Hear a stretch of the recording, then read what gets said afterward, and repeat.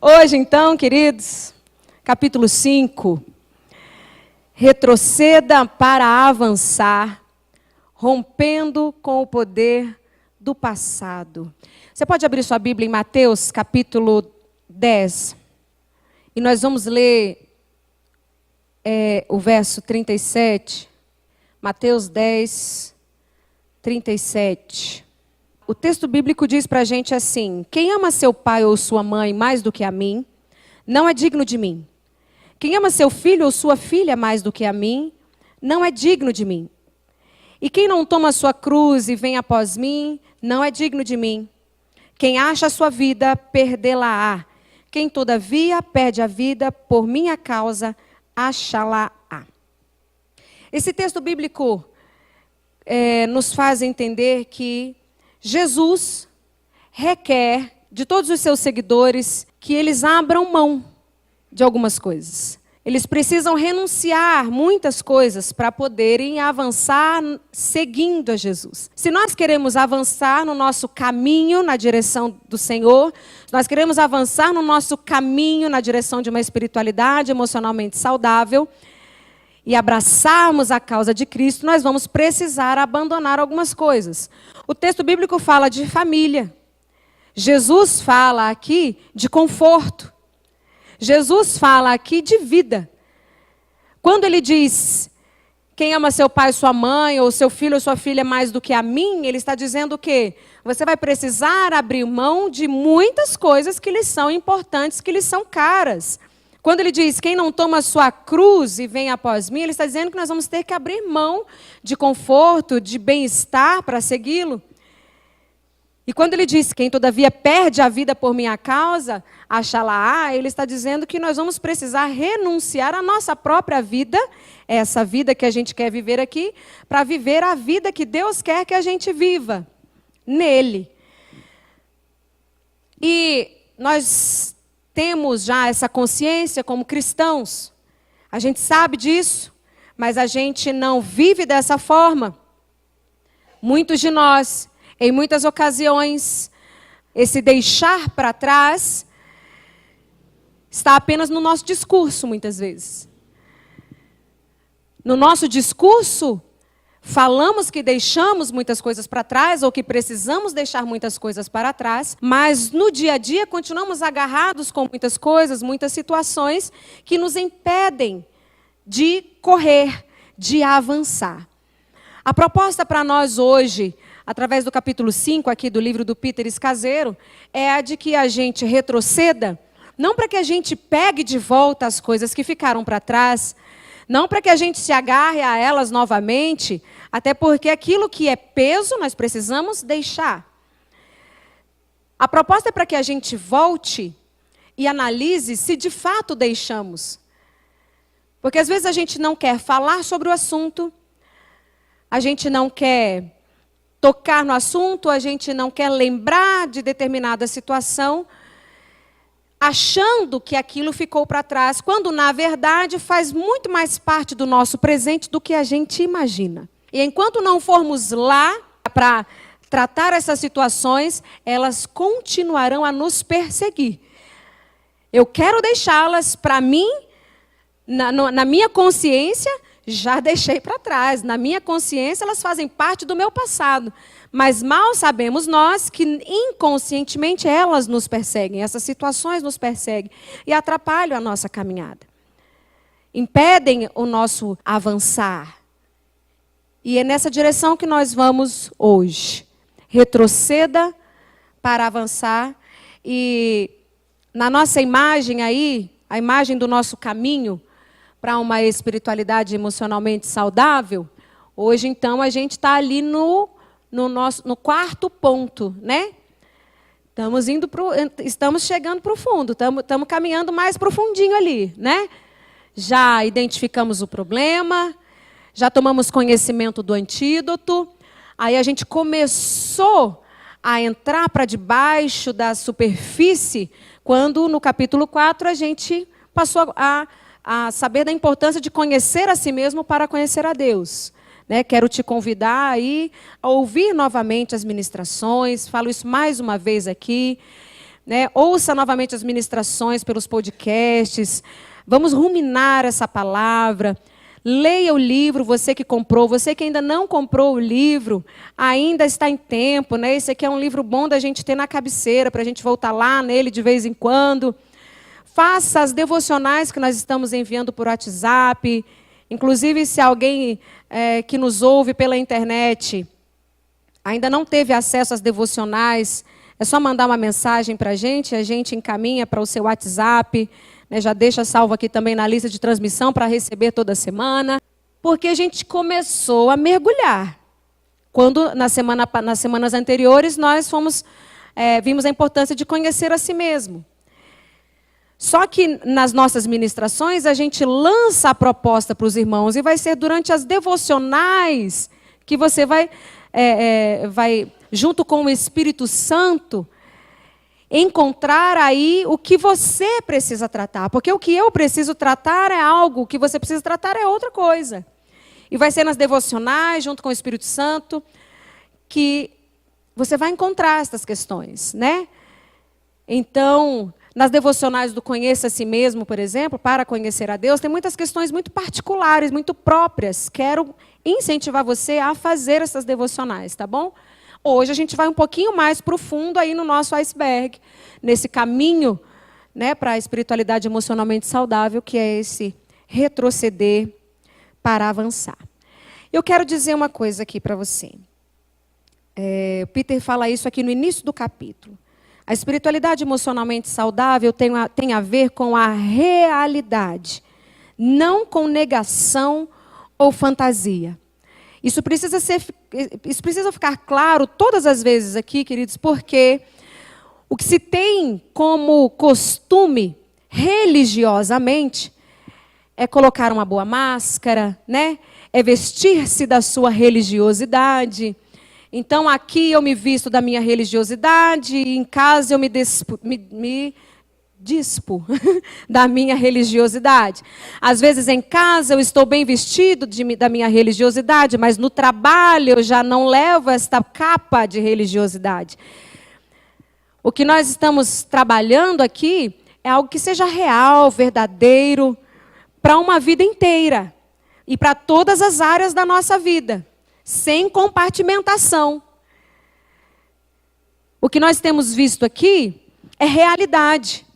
Não é mais o fingimento, não é mais o fazer de conta, para que as pessoas me vejam bonitinho, para que as pessoas me vejam apresentável. Não, a proposta aqui é nós trazermos a realidade à tona.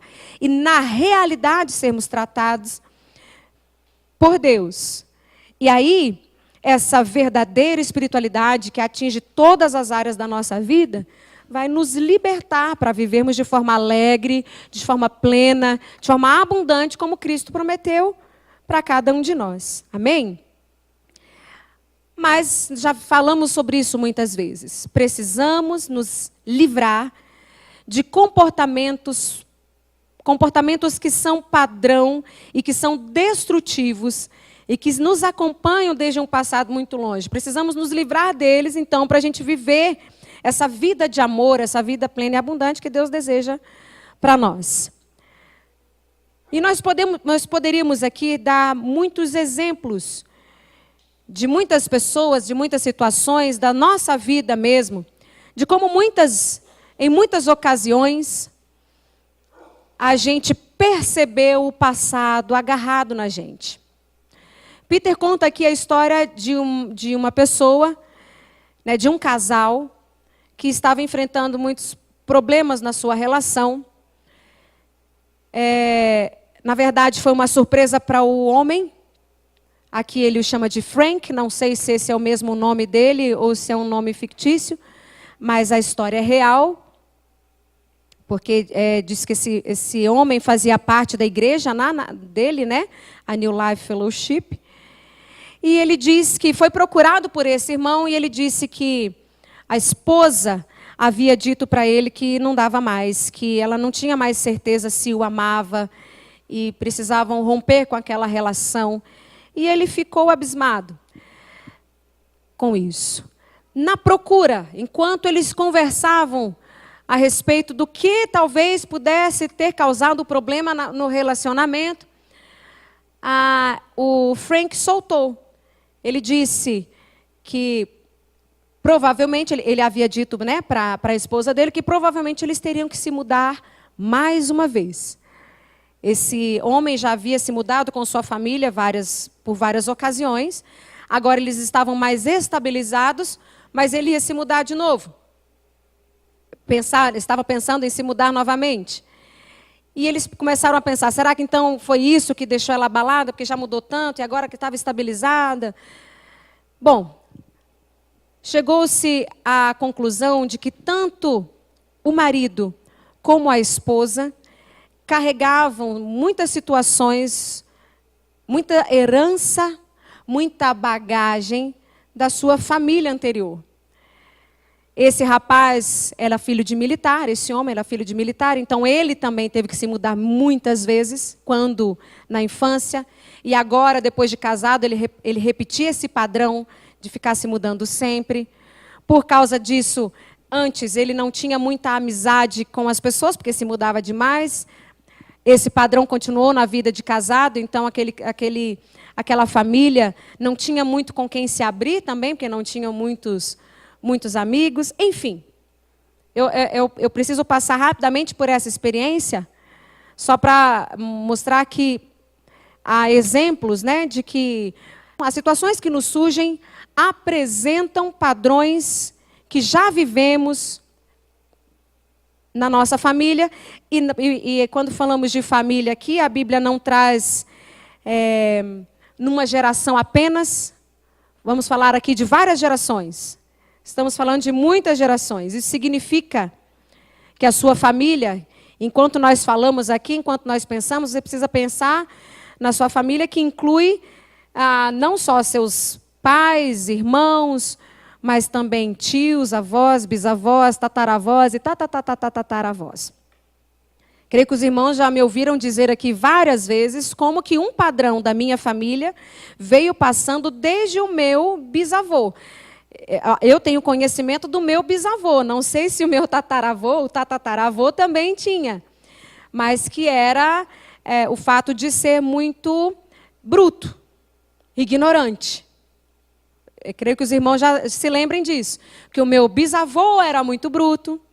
Isso se reproduziu na vida do meu pai, isso se reproduziu quando chegou na minha família. Poderia ter ido só lá para o meu irmão, né, porque parecia ser uma coisa que vinha entre os homens. Não, alcançou esta que vos fala.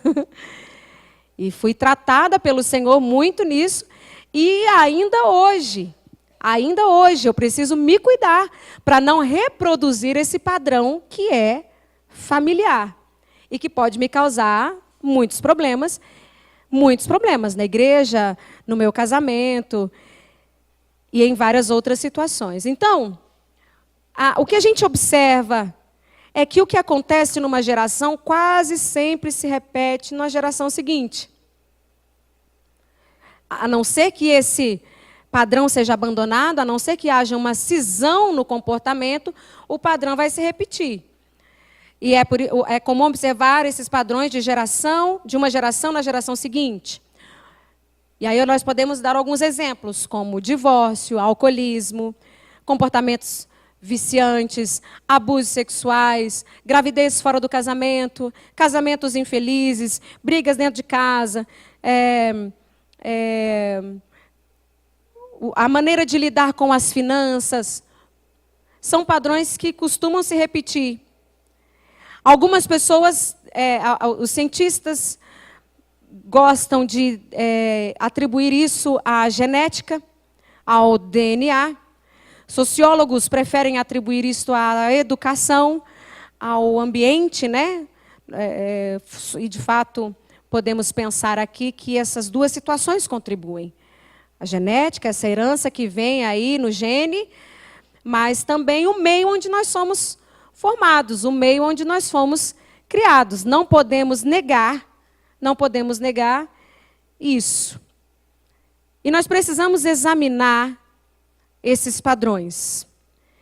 Padrões que são representados em nossos relacionamentos presentes. Padrões que estão presentes no nosso dia a dia, sem necessariamente nós estarmos conscientes disso. Talvez você e eu não estejamos conscientes de como isso que a gente acha que ficou lá no passado influencia o nosso presente hoje. E, queridos, aqui nós vamos falar apenas de forma geral. É por isso que é tão importante as devocionais, é por isso que você tem aquele tempo com Deus, porque é o Espírito Santo que vai te dizer quais são os padrões que você tem repetido, que a sua família tem repetido geração após geração.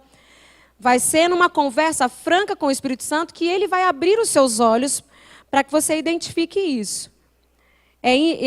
Infelizmente, não é possível a gente apagar o efeito negativo desses padrões do nosso passado, daquilo que já aconteceu. Mas nós precisamos fazer isso pelo nosso bem, pelo bem dos nossos filhos, pelo bem daqueles que estão ao nosso redor, para que a gente quebre essa sequência. Se eu não tenho mais como apagar os efeitos negativos desses padrões familiares do meu passado, eu posso deixar com que isto não aconteça no futuro. Com que daqui a 10 anos eu não tenha que dizer, puxa vida, passei mais 10 anos reproduzindo isso. Vamos fazer isso, queridos, em nome de Jesus. Se eu não posso mexer no passado, eu posso mexer no meu futuro. Se a gente não pode mexer no passado da nossa família, a gente pode estabelecer o futuro da nossa família. Você pode dizer amém por isso? E vamos estabelecer o futuro da nossa família quebrando esses padrões comportamentais que nos fazem tão mal. Vamos quebrar esses padrões de comportamento que nos impedem de avançar na nossa caminhada com Cristo, que nos impedem de seguir a Cristo de verdade. Porque não se engane, não se engane. Há muitas... A gente pensa estar no caminho e muitas vezes não está. Há muitos padrões de comportamentos familiares que não atrapalham só na nossa família, atrapalham no seu ministério, atrapalham na sua caminhada de fé, atrapalham na sua caminhada com Deus e atrapalham na sua vida profissional, atrapalham tudo. Vamos romper com isso em nome de Jesus. Então, o desafio está posto. E o desafio é a gente ir na direção de um discipulado. Seguir a Cristo é a gente passar por um discipulado. Isso vai exigir um exame. Um exame para que a gente possa crescer, para que a gente possa avançar. Eu quero repetir o verso 37 de Mateus capítulo 10. Quem ama seu pai ou sua mãe mais do que a mim, ou, parafraseando aqui, né, o Peter fez isso no livro, quem ama a cultura da sua família, ou quem ama estas influências significativas, ou quem está apegado a essas tradições doentias, não é digno de mim, não consegue seguir, não consegue ir avante. Independentemente aqui, queridos, da nossa cultura, país de origem, educação, classe social ou idade, independente das informações que nós recebemos em toda a nossa história e que influenciaram positivamente ou negativamente nossos relacionamentos e comportamentos ou a nossa autoestima, independente de tudo isso, Deus tem um futuro para nós. Deus tem um futuro e que não se parece com o seu passado, com esses padrões pecaminosos do passado, é claro, né? Não me refiro às coisas boas. Esses padrões são tão fortes, a Bíblia nos apresenta. A Bíblia é tão maravilhosa, queridos, a Bíblia é tão completa, que nada, absolutamente nada relacionado à nossa vida, a gente não vai achar o texto bíblico que nos mostre como isso acontece, o que a gente pode fazer para vencer. Por exemplo, a gente tem um padrão familiar muito claro, fica muito claro para nós, que é Abraão, Isaque e Jacó. A gente vê os padrões, a gente vê que o padrão se repete. Abraão, Isaque e Jacó. Nessas 3 gerações, a gente vê mentira, favoritismo, brigas, separação, casamento conturbados. Eu quero te convidar, se você não conhece a história de Abraão, Isaque e Jacó, e se ao olhar para essas palavras aqui, ó, mentira, favoritismo, brigas, separação e casamento conturbados, se você de olhar para cá já não consegue identificar nessas 3 gerações esse padrão comportamental, eu te convido a ler a sua Bíblia, a ler a história desses homens de Deus aí. Leia a história deles, em alguns capítulos que você lê, você já vai identificar esses 3 padrões nessas 3 gerações. Abraão mentiu 2 vezes a respeito de sua esposa. Eu vou passar rapidamente aqui, tá, queridos? Depois procure lá na sua Bíblia, leia essa história. Abraão mentiu 2 vezes a respeito da sua esposa, né, a respeito de Sara. O casamento de Rebeca e Isaque foi caracterizado por mentiras. Vou repetir. Enquanto eu digo isso, se você não identifica, corre na sua Bíblia depois para você ver. Jacó mentiu para um monte de gente. Jacó foi o que mais mentiu. Não é à toa que o nome dele significa enganador, né? 10 dos filhos de Jacó mentiram a respeito de José, seu irmão mais novo. Mantiveram esse segredo por anos e anos. É um padrão que foi se repetindo. Favoritismo. Abraão, embora Isaque seja o filho da promessa, olhe lá na sua Bíblia e você vai perceber que Abraão, em determinados momentos ali, ele favoreceu Ismael. Isso causou um alvoroço dentro da casa dele. Isaque, qual era o filhinho preferido de Isaque? Esaú. Foi diferente com Jacó? Não. Jacó teve filhos preferidos. José, Benjamim, padrão que se repete. A gente teve também aqui brigas horrendas. Brigas que a gente que não se veria dentro de uma casa, né? Vemos ali a confusão entre Ismael e Isaque. Vemos a confusão entre Sara e Agar. Vemos a confusão entre Esaú e Jacó. Vemos a confusão entre José e seus irmãos. Muitas brigas que causaram separação entre os irmãos. Nestas 3 gerações, os irmãos viveram separados. Ismael viveu separado de Isaque.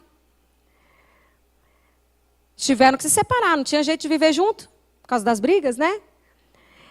Esaú e Jacó ficaram separados por muito tempo, demorou até que eles reatassem o relacionamento. Jacó e seus irmãos viveram separados por mais de 10 anos, padrão de comportamento que se repete. E os casamentos conturbados, tanto de todos eles, né? Abraão, por causa da confusão lá com Agar. Isaque não teve uma outra mulher envolvida, mas teve ali muitos problemas, né? Um relacionamento difícil com Rebeca. Jacó teve 4 mulheres, né? 2 mulheres e 2 concubinas. Padrões que se repetem. E aí, eu quero trazer para nós aqui algumas áreas de influência para a gente entender esse poder que tem esse padrão familiar. Estas são 10 áreas de influência que o Peter colocou aqui no livro. Mas nós poderíamos destacar outras. Mas vamos, né, nós estamos no estudo do livro, então vamos seguir aqui. Veja essas áreas de influência e eu gostaria que você me ajudasse aqui. Ok? Vamos falar sobre cada um desses pontos e você vai me dizer que tipo de padrão costuma se repetir nas famílias a partir desta área. Vamos falar sobre o dinheiro. Lembre aí, puxa na sua mente, na sua memória, às vezes da sua família ou de alguma família que você conhece, ou de um modo geral. Puxa aí na sua mente. Que padrão, às vezes, costuma se repetir no meio das famílias, nessa área aí, relacionada ao dinheiro? Vamos lá. Alguém? Pode falar. Não saber administrar. Pelo menos essa eu esperava que surgisse do auditório. Não saber administrar.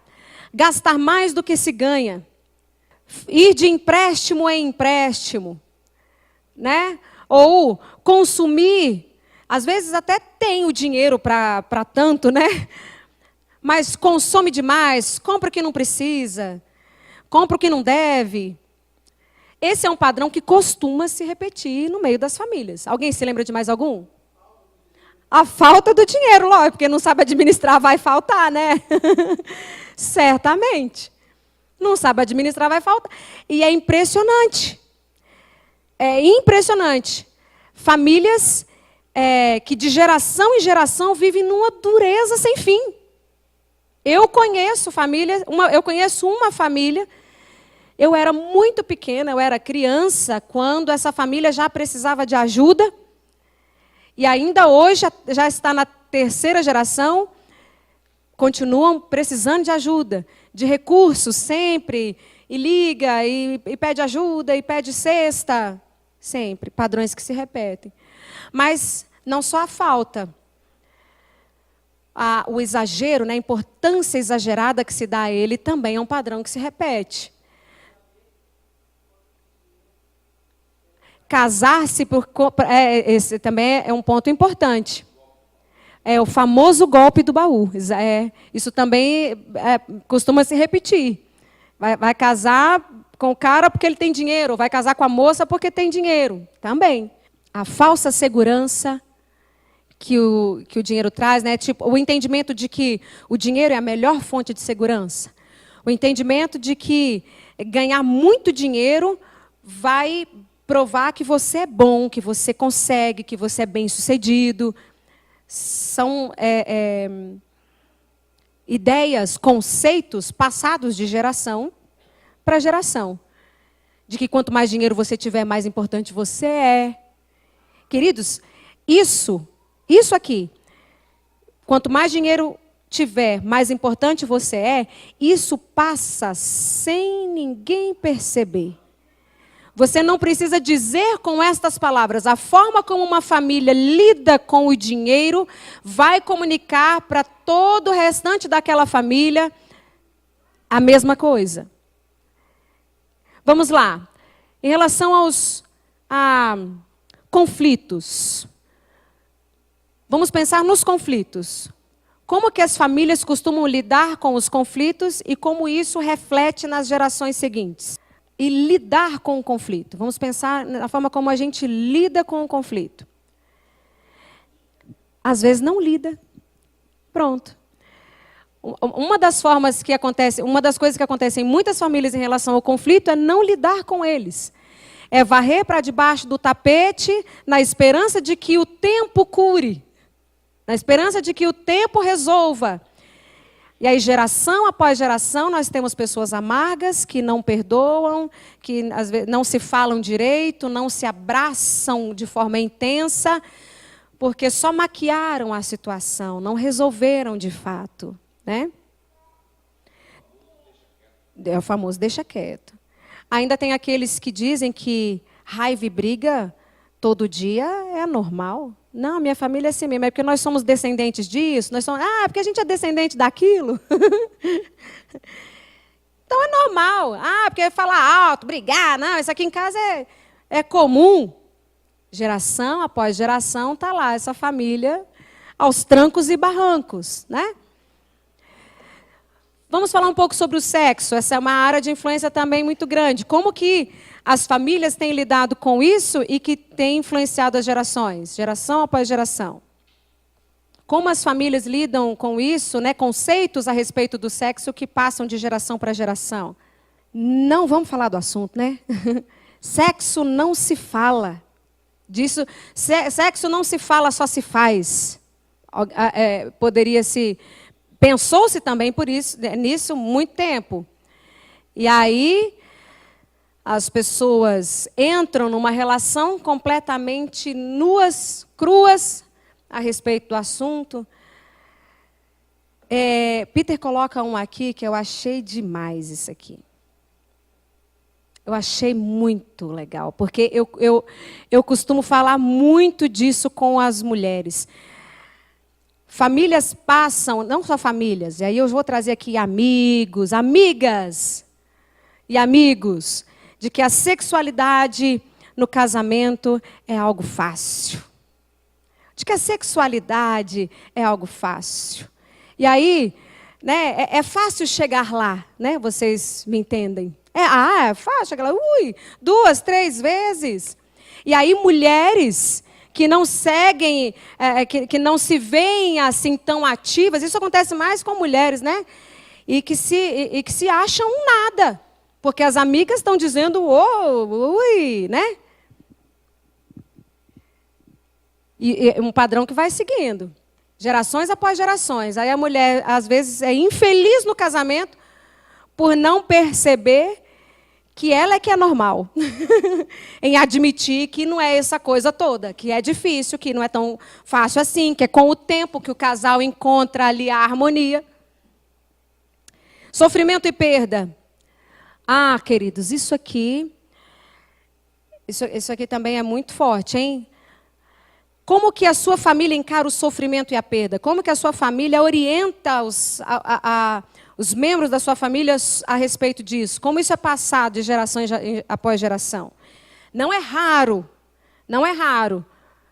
ainda hoje, depois de tanta informação que a gente tem sobre depressão, depois de tantos estudos que nós temos sobre depressão, não é raro a gente encontrar famílias de pessoas deprimidas dizendo que aquilo está acontecendo porque a pessoa é fraca, porque não tem Deus no coração, porque não ora o suficiente.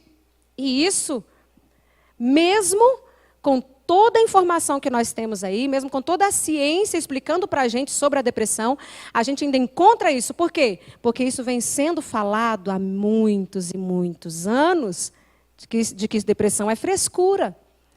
Vida que segue, né? Vida que segue, tem que seguir em frente.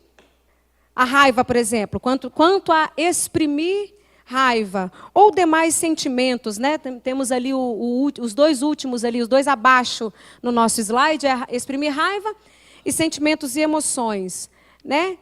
Alguns dizem que você pode, não tem nada não, você pode explodir de raiva, se é para falar o que você está sentindo, se é para expressar sinceridade, né? Não, para ser sincero, eu prefiro ser sincero. Né? Então, por isso eu posso. Isso é muito comum de se ouvir. Que você pode ser grosseiro para ser sincero. E a gente sabe que isso não é necessário. É fato que a Bíblia diz que é melhor o amigo que te diz a verdade do que aquele que te alisa com mentiras. É fato. Mas isso não está falando a respeito da forma como você vai se expressar, né? Por outro lado, a raiva é perigosa, ela é má. Você não pode, você tem que engolir a raiva, porque você não pode ficar bravo. E nós falamos sobre isso aqui anteriormente, né, na semana passada. É razoável que eu fique bravo? É razoável, eu sou humano. Eu sou uma pessoa humana. É razoável que eu fique com raiva? É razoável que eu fique irritada? Eu dizia aqui na semana passada, no nosso momento de compartilhamento, pastor, que eu sou uma pessoa facilmente irritável. Eu confesso, irmãos, Por que eu vou esconder? Não preciso esconder, né? Eu sou uma pessoa facilmente irritável. É razoável que eu me irrite? É razoável. Agora, é razoável que eu ofenda as pessoas por causa da minha irritação? É razoável que eu grite com as pessoas por causa da minha irritação? Não. Essa que é a diferença. Né? Então, nós somos levados a pensar que a gente não deve ter certos sentimentos. A gente é levado a pensar muitas vezes que sentimentos não são importantes. Engole o choro, menino. Engole o choro, menino. Eu vi recentemente um post da Helena Tanuri. Andei até compartilhando por aí. Eu não me lembro exatamente as palavras, mas era do tipo, nem sempre É porque às vezes a gente lê, você já deve ter passado por isso, quando você lê uma mensagem no WhatsApp e você acha que a pessoa está brigando contigo, que ela está sendo, né? A pessoa nem está.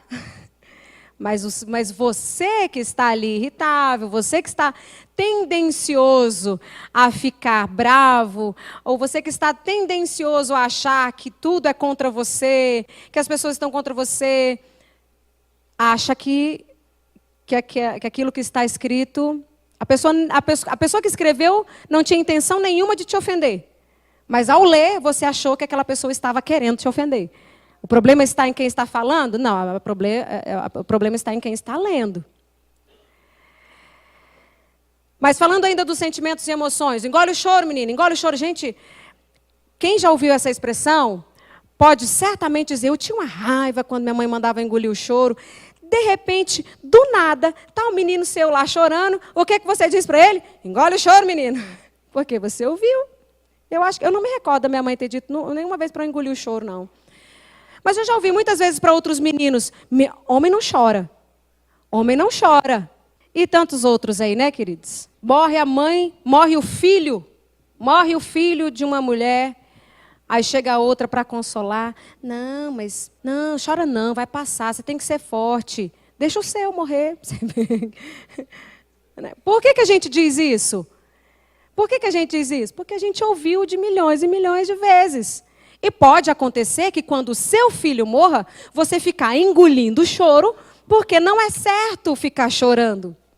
Porque ouvir dizer, e aí engole o choro, e internaliza todo aquele sofrimento, e aí vem todo tipo de doença psicossomática para estragar com a nossa vida. Então, queridos, estão aí as áreas de influência. Tantas outras. Família,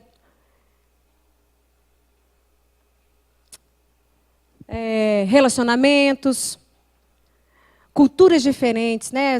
Quem nunca ouviu que não é bom que um rico se case com um pobre, pobre case com um rico, branco case com um negro, né? A forma como a gente lida com pessoas de outra raça, a forma como a gente lida com pessoas de outra cor, não se engane, é herança familiar, vem de casa.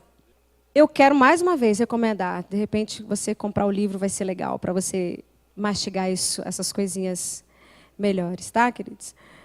O grande problema é quando esses padrões que a gente recebe da nossa família são contrários aos padrões de Cristo, queridos.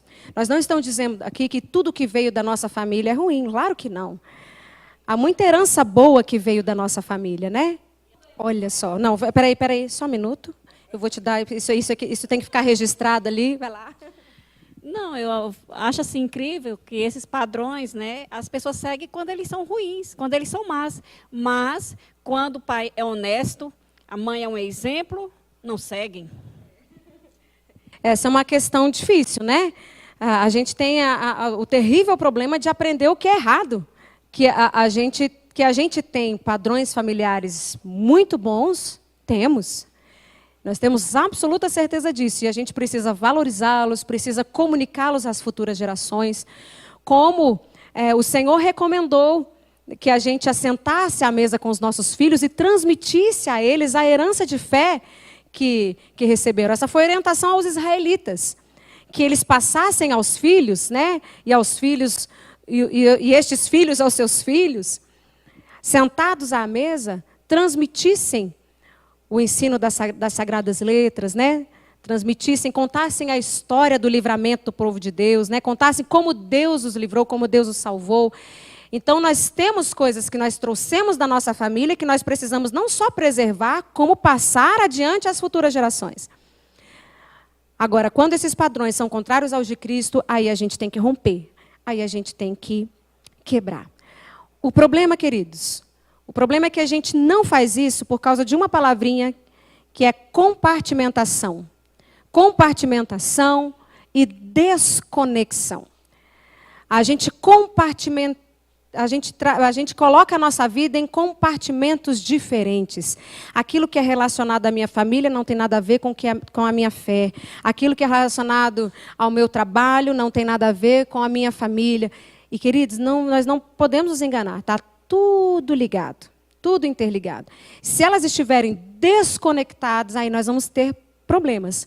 Essa frase que os irmãos estão vendo aí no slide é uma frase do Peter Escaseiro. Quando ele disse que ele se converteu, ele se converteu aos 19 anos, né? Então, ali, ele foi transferido para a família de Cristo, ele diz assim. E aí, ele disse que, embora ele fosse ali um novo membro da família de Cristo, quase tudo o que ele havia aprendido sobre a vida, de um modo geral, tinha vindo não daquela nova comunidade de fé, não da palavra de Deus, mas da sua família de origem. Aí ele diz, aprender a orar, ler a Escritura, participar de pequenos grupos, adorar e usar meus dons foi a parte fácil. Talvez essa aí, provavelmente seja essa a parte de cima do iceberg, né? Aquela bela maquiagem que a gente coloca, né? Arrancar mensagens ou informações ou conceitos profundamente arraigados, hábitos e maneiras de comportamento, isso mostraria ser muito complexo e difícil. Como já dissemos aqui em outro estudo. Orar, ler a Bíblia, participar de pequenos grupos, adorar, usar os nossos dons. Isso é maravilhoso e muda, de fato, a nossa vida. Muda, sim. Se tudo isto for levado para a profundidade do meu ser. Porque se tudo isso, se as orações, a leitura da Bíblia, a participação dos pequenos grupos, a adoração, ela estiver apenas no nível da superfície, só vai arrancar alguns raminhos mais sequinhos, algumas folhinhas que já não estão mais verdes e só. A vida plena e abundante de Deus não vai fluir enquanto tudo isso não atingir a profundeza da nossa vida, tirando dali, né, esses hábitos e maneiras, esses hábitos arraigados, né, esses comportamentos que viemos trazendo durante todo o tempo da nossa vida. Agora, a boa notícia é, queridos, e aí nisso nós vamos continuar na semana que vem, tá? A boa notícia é, Deus é quem determina o seu futuro. Você pode dizer assim comigo? Deus é quem determina o meu futuro e o futuro da minha família. É Deus. É nisso que nós vamos nos basear na próxima semana. A gente não terminou aqui o capítulo 6, o capítulo 5, perdão. Vamos concluí-lo na próxima semana nessa direção. Fomos construídos até aqui, pode ser que tenhamos sido construídos até aqui pelos padrões da nossa família. E fomos. E é claro que nessa construção já está também Cristo. Eu sei disso. Você é uma pessoa convertida. Você é uma pessoa que está andando na presença de Deus. E certamente Deus já trabalhou no seu interior em relação a muitas questões passadas. Eu creio nisso em nome de Jesus. E eu sei disso. Mas nós vamos caminhar, queridos, numa direção ainda mais... Nós vamos caminhar num processo ainda mais rápido na direção da vida plena que Deus tem para nós. Amém? Porque nós vamos nos desapegar do resto que ficou para trás. Se tem alguma coisa que ficou, nós vamos tirar, porque não é isso que vai determinar o nosso futuro, não é isso que vai determinar o futuro dos nossos filhos, não é isso que vai determinar o futuro desta igreja. O que vai determinar o nosso futuro não são padrões comportamentais, pecaminosos e errados e doentios que trouxemos das nossas famílias. O que vai estabelecer, o que vai determinar o nosso futuro daqui em diante é o padrão de Deus, é o padrão de Cristo para nós.